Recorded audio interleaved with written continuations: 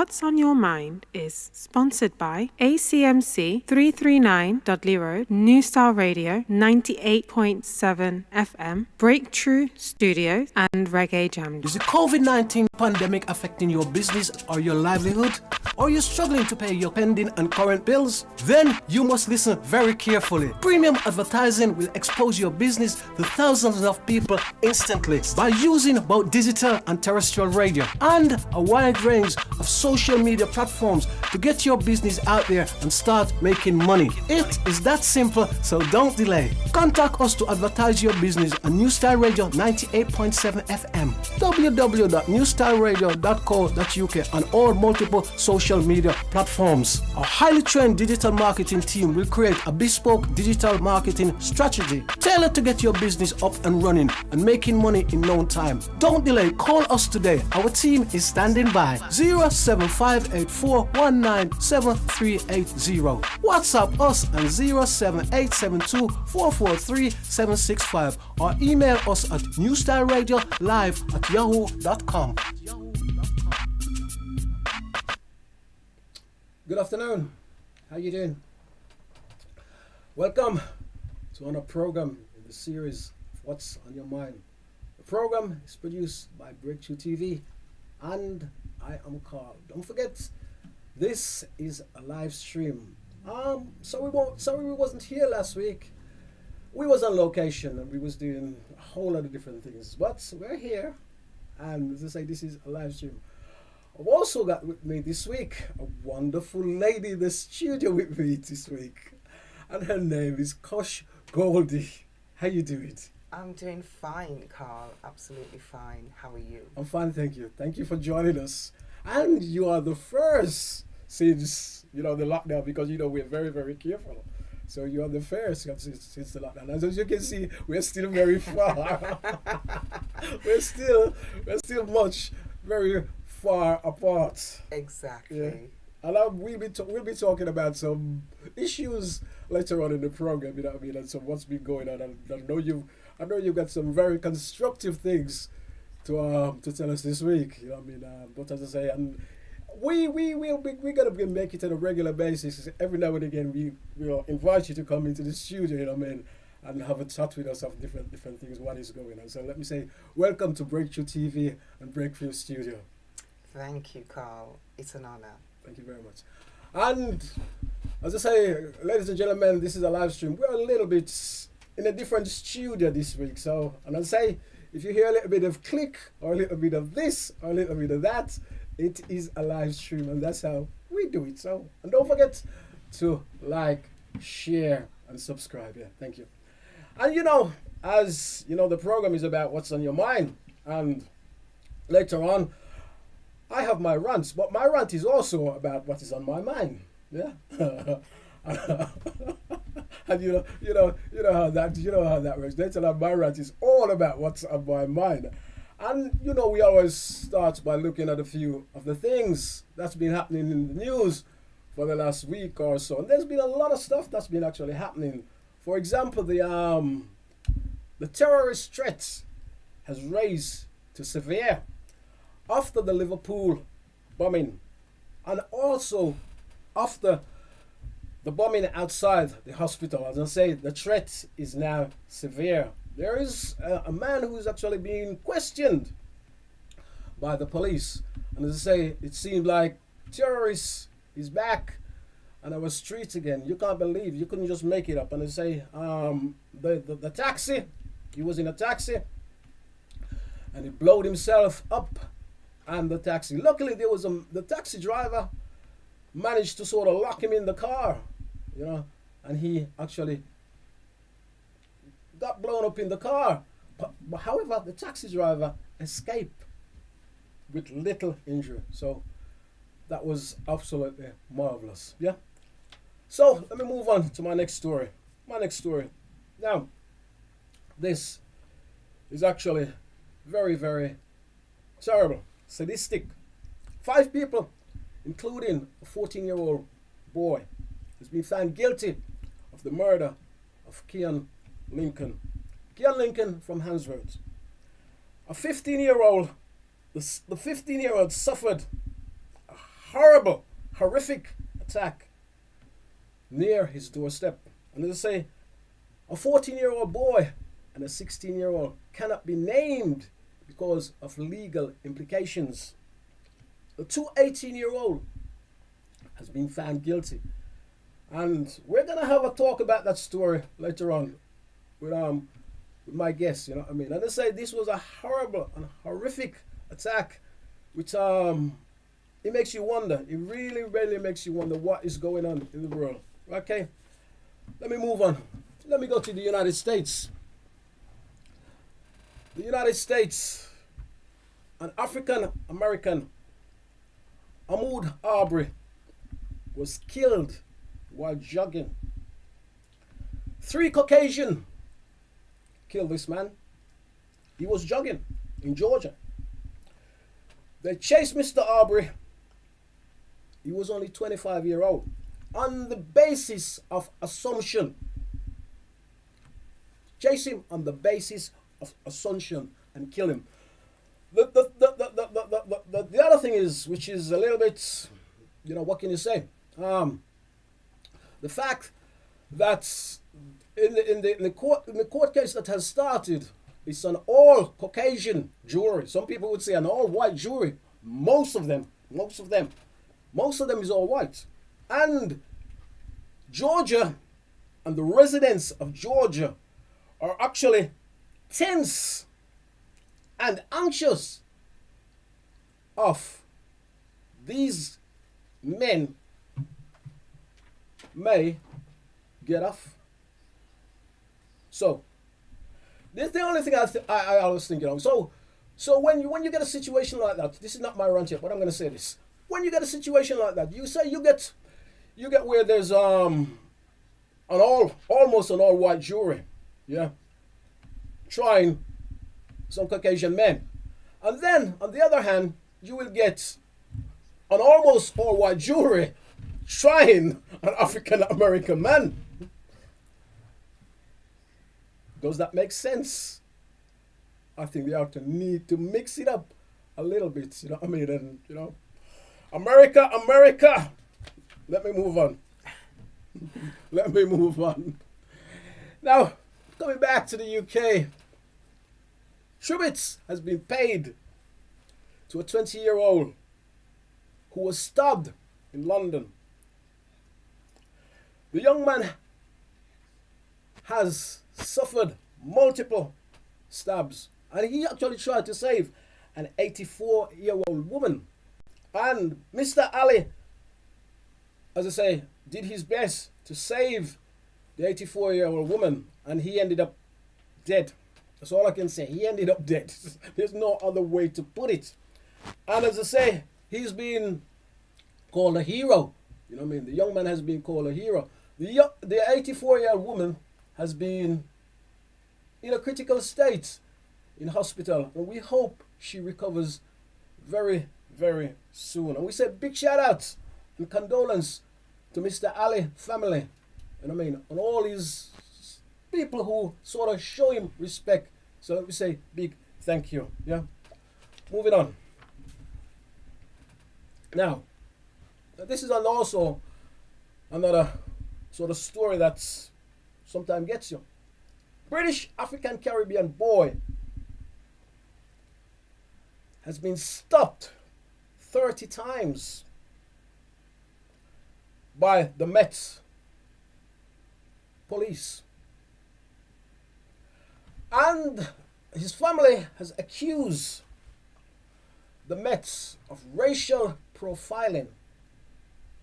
An inquiry has been launched by the boy's mother. This happened in South London. And as I say, she has logged the complaint with the force. The boy, who hopes to be an engineer, has said he has been terrified of leaving his house. Whenever he hears a siren, he's frightened of going anywhere, and that sort of thing. He has never been arrested, or he has never been convicted of any crime whatsoever. So that is actually a very serious thing that is actually going on, you know what I mean, at the moment. And we hope some justice will come out of it. And I say he's only a young man. And can you imagine you being stopped 30 times for doing nothing? And he said when he's been stopped as well, he's been handcuffed and searched, you know. Oh dear me, dear me. Let me move on. Now, I'm gonna write a song about this. And I don't know if I should write a song called The Player Land or Them Stop the Player or what. You remember that Richie Spice song? Richie Spice song? You remember that cool song? the Richie Spice song, The Player Land. Now, actually, it's not a how you say? It's not a joke. More Jamaican detainees has been taken off a deportation flight to Jamaica. Anti-activists block the road. I can't do anything but laugh about it. Anti-activists block the road. They call themselves activists stop the plane. And they lock themselves onto metals and block the road. And as I say, the flight with all these Jamaicans was unable to go anywhere. Yeah. Don't forget to like, share, and subscribe. Yeah. Now, as you know, I always look at a bit of a sports. Now, sports. A scandal has actually hit Yorkshire Cricket Club. A report found that former player Azim Rafiq was a victim of racial bullying and harassment at Yorkshire Cricket Club. However, the club decided to do nothing. Even after they found this was happening, they decided they're not going to do anything. And former England captain, who also works for the BBC, Michael Vaughan, is allegedly to have said, "Too many of you are here. We need to do something about it." He has denied he actually said this. And that case still goes on. Yeah. Let me move on. Motor racing. Now, so Lewis Hamilton has won the Mexico Grand Prix. And I actually think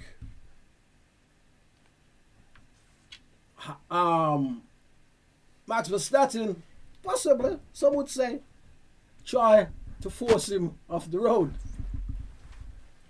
And as I say, motor racing was in the Mexico Grand Prix. And as I say, Lewis did very, very well. It was actually fantastic. And as I say, some people have said it has been one of the greatest race you have ever seen. So, it's going down to the wire. Right down to the wire. And we'll see what happens there. Moving on. Don't forget to like, share, and subscribe.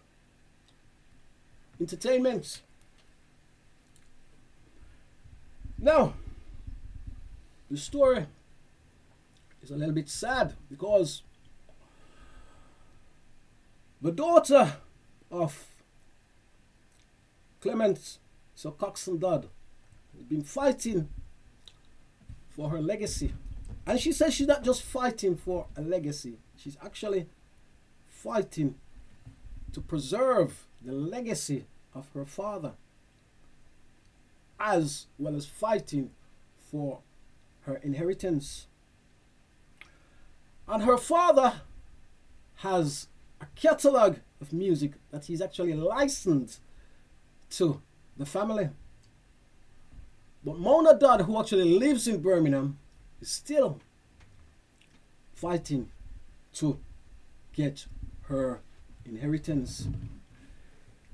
It is also, she's been fighting in the courts in Jamaica and in the courts in London. And there's a stage I think I actually came across this week or last week where she cannot use, because she had a pub in Birmingham called the Cox and Lounge, where she cannot no longer use her father name, the Cox and Lounge.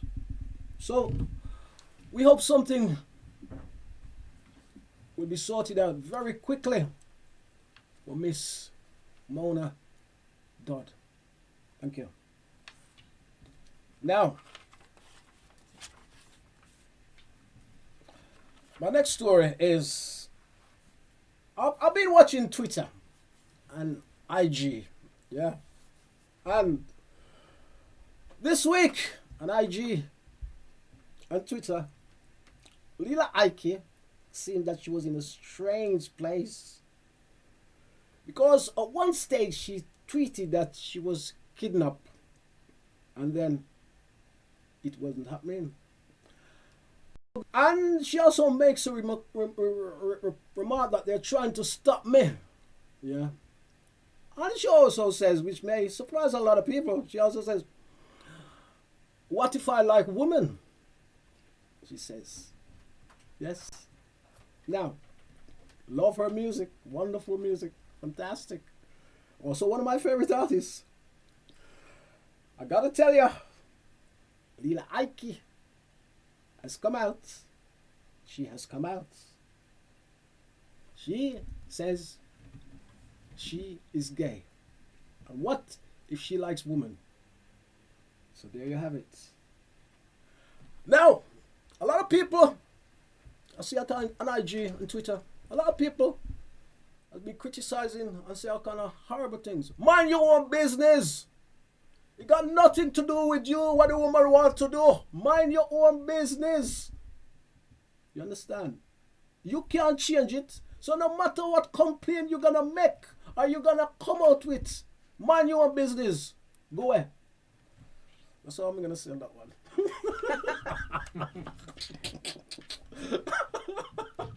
There's nothing I can say, is there? You know what I mean? If people don't mind their own business, you mind your own business. Nothing to do with you. The woman come out and say she's, she's that. What does she want to go on about? Let me move on. Now, this is actually, each week we're going to give you, a very, very good story where African American, African Caribbean, or wherever you are in the world, somebody who's doing actually really well. Now, African American entrepreneur Elliot Eddy, the inventor and founder of entrepreneurship games and an award-winning board game, will be featured in a History Channel special later this month.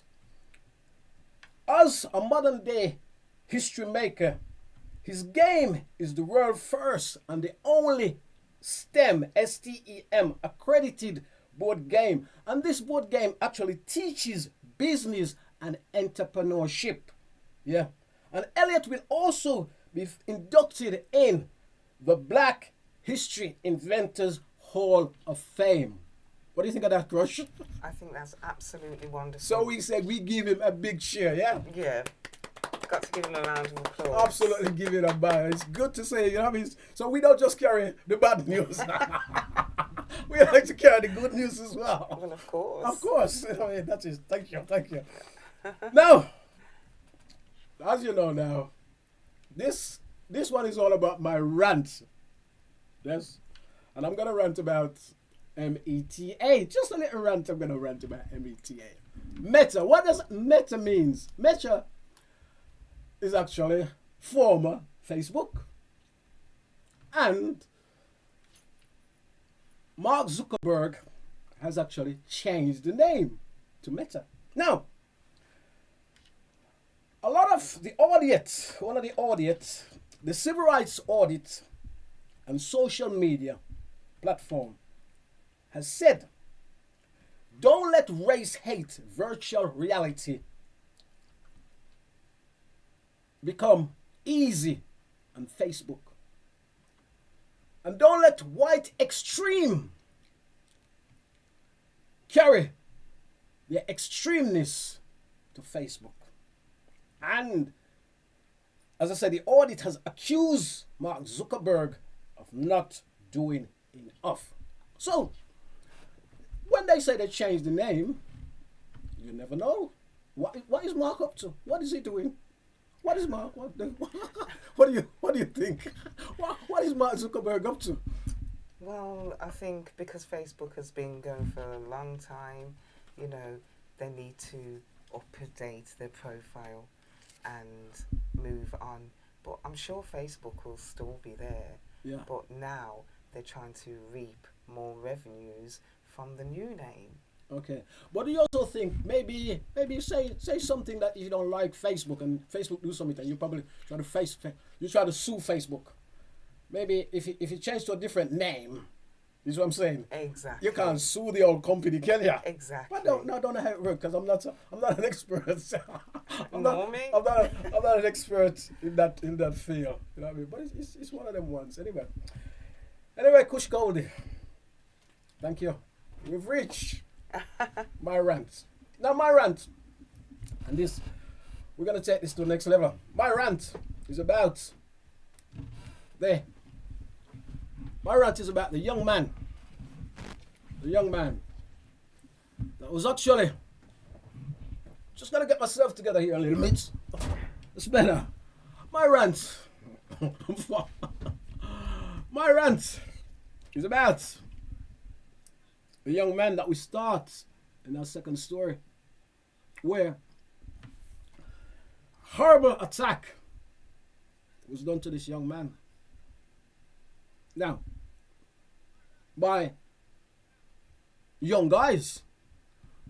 One was 14, one was 16, and two was 18. Now, the first thing when I hear this, I asked some of my colleagues, a 14-year-old. What are you up to, a 14-year-old? When I was 14, yes, I'm going to talk about myself now. When I was 14, I was trying to find a future. I was going on to education. I was going on to further studies and make sure by I'm 20 or by my late teens, I exactly was trained for the skill that would carry me through life. Now, when you hear a 14-year-old and a 16-year-old and even an 18-year-old getting involved in something like this, it makes you wonder. And then I start thinking, maybe there was in something long before that, you know. And I don't know, and I don't want to say this. Because I got friends, right? I got friends with children. Young children and also older children. And I know a lot of people, and their children is never into anything like this. Their children has never got involved in anything like this.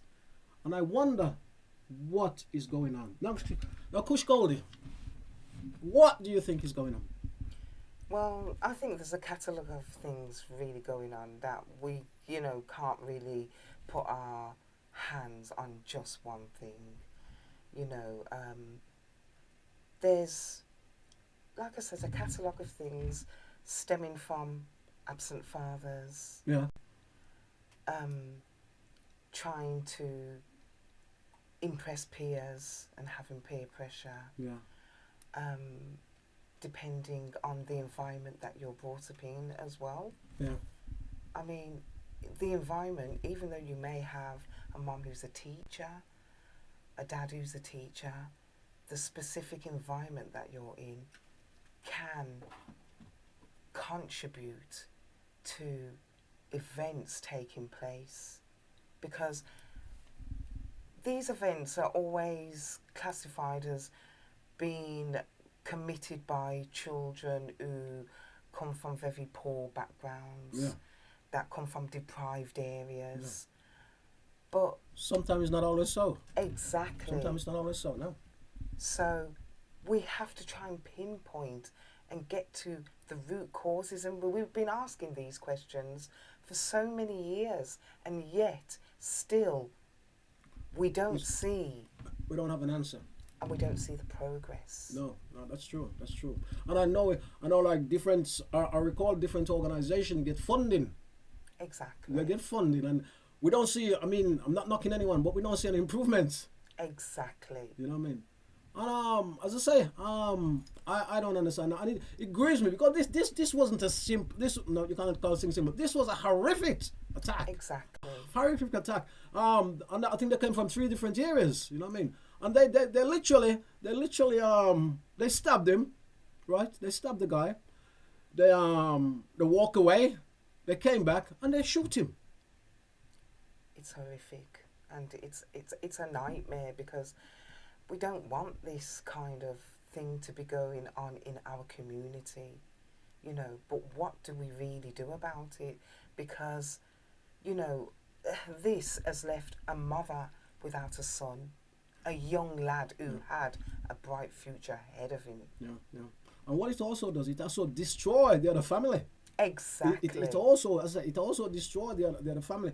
And I recall Kian's mother actually said it must be devastated for the killer's family as well. Exactly. You know what I mean? And you know, sometimes you don't want some things, you just don't want to say. You don't want to be so tough on it. You know what I mean? But as I said, this sort of thing, I can't get my head around guys so young doing this sort of crime. You know what I mean? In today's day and age, do we think music or lyrical, not music is music, but do we think lyrical contents of music plays a part in this? Well, lyrical contents can play a part, because if you're 24/7 listening to music, and the music is kind of coercing you to play out or act out the events of what's happening in the music, then maybe, it does play a part.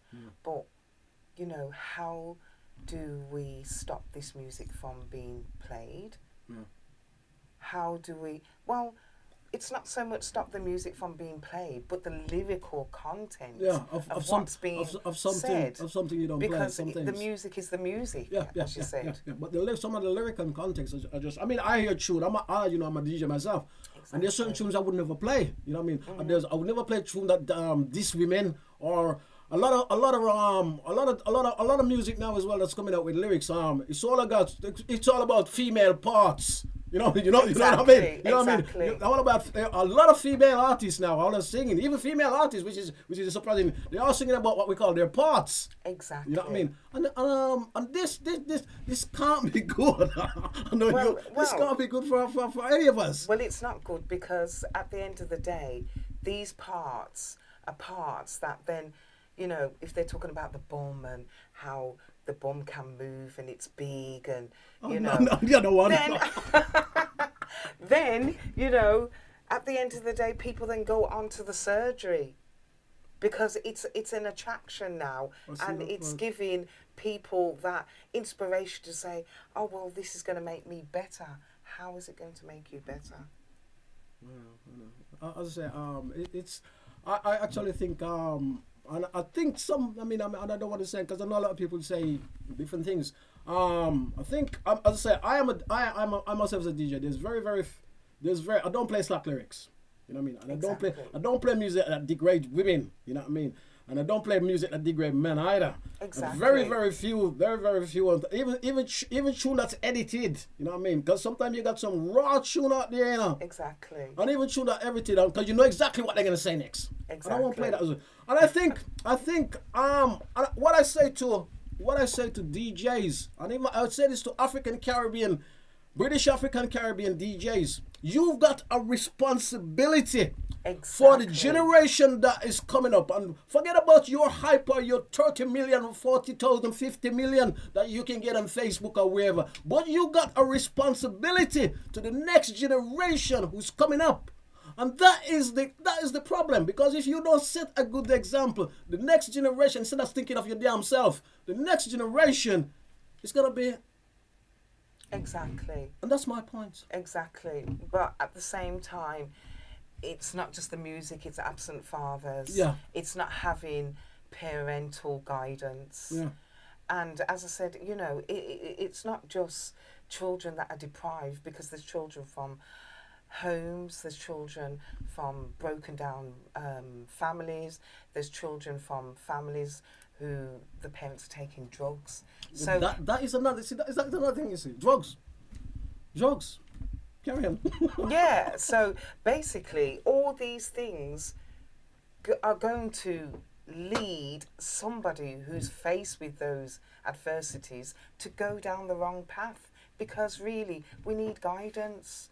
And I think as a community, what we need to do is really, if the children don't have fathers, why don't the uncles or the friends or somebody step in to help that mother? Too busy doing something else, which is probably not constructive. Okay, away from working. Too busy doing something else, which is probably not constructive anyway. Exactly. But we've got to think of the future, and Exactly. we do have to think about the children. Yes, we have and to. we don't want to see these kind of crimes being committed in the community, No. because we have so much against us anyway. Thank you. To go and commit those kind of crimes and to leave parents and family members, devastated and traumatized by the whole of what's going on. We do need to stop hiding ourselves under the sand and get out and try and do something together, collectively, to try. And we're not going to eradicate it fully, because we have to go behind the scenes further, because it goes very deep. Yeah. And we don't know what the circumstances are. But we need to put more things in place as a community ourselves, not just depending on other people from other societies to do what they think they should be doing to help us. We need to help ourselves. That's right. I totally agree with you. I mean, I came across an article, and there's a place in Birmingham city centre. I think where the Dalen. I'm gonna name it Dalen. And a young man says between when he left school and 6 o'clock, he can't pass through there, because there's other young people just waiting to other gangs that they're waiting to do something. And and he can't pass. No, you never, unless you research these things, unless you dig deep, you never hear this story. Some of these stories you never hear. You only hear a story when somebody get murdered. You know what I mean? You never hear this story on something that you never. As I say, you only hear this story when it makes the headlines and somebody get killed. You know what I mean? And then you hear it for a couple of days again, and then it's gone again. It's gone again. I know. As I say, I don't know. Well, we have to keep it firm in our mind, because we have to think, we don't want this to happen to somebody else. We don't want all these families to be traumatized. Yeah. It's not just what happened. If there's spectators out on the street, they're traumatized by these events as well. Yeah. And we don't know what is spurring these events to keep on reoccurring like a bad dream. It is a bad dream. I mean, like some of these things you think some of these things you hear, even this story, you think you're watching a movie. Exactly. Things like that, you only see it in movie. You know what I mean? Or if they're playing PlayStation. Yeah. Or one of those console games where these sort of things go on, but it's not reality, but it's been brought into reality, and it's having such an impact.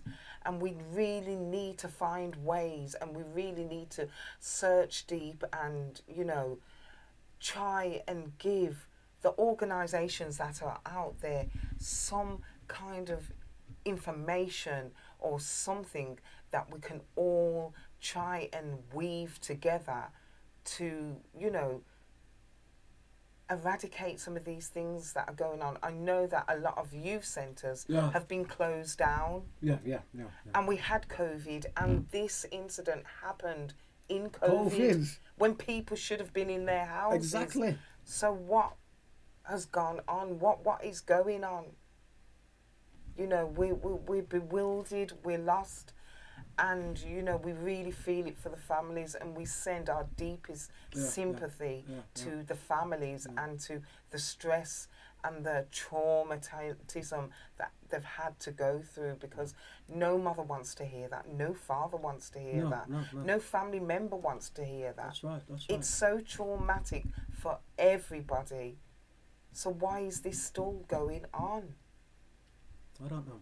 And I mean, I can't say government to do this and government to do that, because I think a lot of it, some of these things has to start at base, family. Exactly. Because you can't expect the government to protect your family.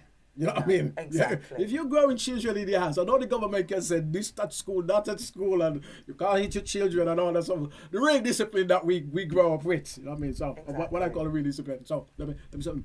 But we can't expect government to grow our kids. You know what I mean? So I think a lot of this has to start in the home. Definitely. Knowing where your children are, knowing where your children is going. And as I come back, 14-year-old Kush. Exactly. What is a 14-year-old doing with a gun? Exactly. Where did they get it from? Exactly. Where did a 14-year-old get with a gun? Exactly. Yeah. Exactly. And, you know, we don't know where and we don't know why. But I think, you know, as parents, you know, I know there's a lot of busy working parents out there. Mm-hmm. There's a lot of parents going through things and they're probably not picking up on things. But I think, you know, if you live on a specific road, because I know there is, you know, postcode. The postcode thing. Yeah. But if your children live on a street and there's other children, I think maybe, what about those parents getting together to form something on that street to make sure that their children, if they do go to somebody's house or if they do go anywhere, they're in, you know, we can't even say a posse, because at the same time, you could be in a crowd and you can still be picked up. Yeah. You know, for being in a crowd, thinking that you're a gang. That's right. So it's a very hard situation, but, you know, we've got to find a way to get out of these situations. What about the so-called experts? Because I'm not an expert and you're not an expert. What should the so-called expert do? Who's supposed to be got this down to a T? You know, what does the experts do? The so-called experts, or is there any? Well, there's research work done, but, you know, how is this research work impacting the communities that it needs to impact? You know, where do we get this information from? Where do we get the information from? I know we can Google certain things, but there must be other things that are going on that probably people don't know about in their specific area. Yeah. But as I say, you know, we need to bring back the youth centre. We need to probably, as Facebook did, change the name from youth centre to something else. To something, and get the young people more involved. Yeah. Even they've got to set up different things, as you say, youth centre, and give them more interest, or you know what I mean. But the thing is, you've got these things now. You got everybody's on Facebook. Everybody's got a phone in them hand. Exactly. So some is watching this, some is watching that, some is watching some other things, some is watching whether it be good things or bad things. You see what I'm saying? Exactly. Whether it be, you know, I'm not even gonna say that, but you see where I'm going. Exactly. So everybody's watching. So how do you, and also games, how do you get the youths, or not say stop, how do you get the youths, because you can mix it, how do you get the youths to sort of go from that to back into a youth center, or to back, I'm going to train as a swimmer, or I'm going to do karate, I'm going to do music, I'm going to do all these different things. How do you do that? Well, a lot of it stems from, it could start from the school, but then we've got to take into consideration a lot of these kids are kids that aren't in school anyway. Yeah. And how do we get around that? How do we go? A lot of children who's been expelled from school. Exactly. You know what I mean? How do we go around finding another group for them, so they can be still educated, because the teachers them can't cope with them anymore, or they've been expelled, or that sort of stuff. It's a difficult one, but, you know, something's got to give, something's got to be put in force you know, for these children not to be excluded from school. We have to get to the root cause of why children are excluded from school, or why is it that they're bored. You know, there's got to be something, you know, are people really taking notice of the children? That is another thing. Have people asked those children questions? What do you really want to do? Not tell them that, you know, no, the only job you're going to get is to work in a factory or to work in a hotel cleaning. You know, children need to know that they've got higher expectations for them, and that gives them higher expectations for themselves. But if they feel that there's nowhere to go and there's nothing being, you know, put in their path for them to have a goal to aspire to, then they're going to be out there. You know, because parents cannot always 100% watch their children. Yeah, parents are busy. Some parents are busy. They got to pay the bills in it. So they got to be paying the bills and all that sort of stuff. So yeah. I really don't know what the answer is. This is a difficult one, and I don't know what government could do. People say the government's not this and the government not do it, but I don't know how government, as I say, I'm not an expert, I don't know how government deal with that sort of thing. I mean, I really don't know. It's one of them. They do have some programs out there where they are funding different organisations to come up with various different ways that they can put that money into. But is that working though, or will it work? Well, we haven't seen an impact yet. We haven't seen, you know, because it's still going on, so it hasn't really made an impact. Okay. You know, well, I'm just saying it from my point of view. I don't know if any organisations can come in and say, well, it's made such an impact from our point of view. If that is the case, then that organisation should be highlighted to train other organisations independently to use their methods. Okay. So, you know, there's things that can be done, but we need to know what organisations are really pushing the boundaries and, you know, making things happen, making things work. But it is hard because there's children coming out of care. There's children that, you know, are just, you know, they just can't settle in the school environment. Okay. So there's a lot of things that we need to really address, and we really need to start with the youths when they're young. With parents talking to them and making sure that they feel safe as well, because some of them, you know, don't feel safe. So what are we doing to make the children feel safe and not feel threatened? Or, you know, who is really responsible for the children? Because the children are at school, if they are at school from 9 o'clock to 3:30. What goes on in the school, that's another thing. You know, how is the behaviour learnt? Is it learnt behaviour? Is it, you know, things are learnt in the playground as well. There's bullies and things kind of progress from that kind of environment. So, you know, it's a hard one because teachers are there really to teach children. And the controlling of the children, you know, some of them turn a blind eye. I wonder sometime, I mean, like, I wonder, discipline your children. No, I was a child, as you know. You was a child. All of us. Mine, mindset. Now, when I was going to school, even now, nobody can make me do what me don't want to do. You see what I'm saying? Exactly. Nobody can influence me when I was going to school. Maybe because the generation I came from.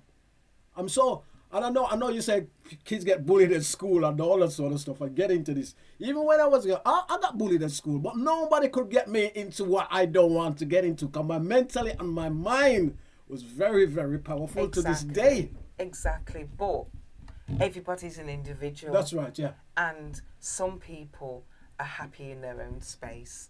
Some people need people around them. Yeah. Some people need to impress people, or some people need to feel confident about themselves in a group. And I guess social media hasn't. Social media is good, but social media is also bad. Isn't it? Because I'd imagine that would pay. That social media plays a part. I'm gonna meet you there. I'm gonna meet you there. We gotta link up this. We gotta do this there. Exactly. You know what I mean? Well, social media is, as we said, it's virtual reality. It's a virtual thing because people can put profiles on there, and it doesn't really fit that person. Yeah. So you can make up. It's a make-believe thing. So you can make people believe certain things are going on in your life when they're not really going on. Or you can look a certain way on your profile, and with enhancements, but you don't really look like that. But so there's a lot of tools that you can use on social media to make yourself look good, or for people to think they want to be like you. Yeah. We need more realism, and we need more people coming together, really seriously coming together to try and do something to help. These are our children, and they need help. I mean, I go back. A lot of people was talking about role models at one time. Does that work? It can work. A good role model. It can work if they. It can work. work. Yeah. I think it can work if they've got a good role model. But there's no point in trying to put in a role model at the age of 10, because they're going through adolescence. That's right. They're already starting to think, well, they've had no intervention from male. And the other thing is that does this also? There's a lot of stuff Does this also come from what they see their parents do? It can also come from what they see their parents do. Or what their parents is into. Yeah, exactly. There's so many facets and different reasons why things happen. Yeah. Because, as we said, everybody's an individual. Yeah. Right. Some people can see things, or their parents could be into something. Yeah, so it doesn't mean that they're going to do it. Exactly. But sometimes what you say that something people are into things, and you say that, but what you see your mother or your father do, will actually rub off on you. You know what I mean? Say your father is a bad man. It's more likely it may rub off on you.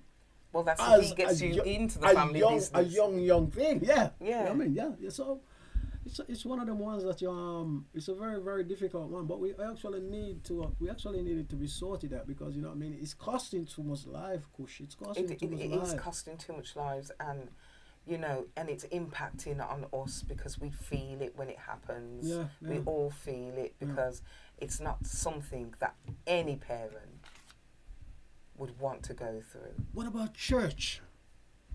Is the church playing a significant role in this? What about church? Well, church, again, it depends, because at the end of the day, not all parents go to church. No, but the church group could help, because it's how do I put this? Does the church go out anymore? I don't know.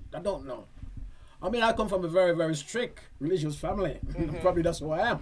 But does the church actually go out and encourage the community to come in anymore? That's how it was when I was a young man. Well, when I was a child, does it actually go out and encourage the community? Or does it just? I don't know. I should have a preacher here now, or somebody who's in that system. Or does it actually? Oh, we're all Christians, so all I know that's a sinner. So we don't go bother with you. Well, does that make any sense? I think it depends on your background and how you've been brought up. Because those churchgoers, children that were brought up in church, but they still go out and do what they're doing. That is a good point. That is a good point. So, we can never, ever just say, well, the church can deal with this and everything's going to be all right.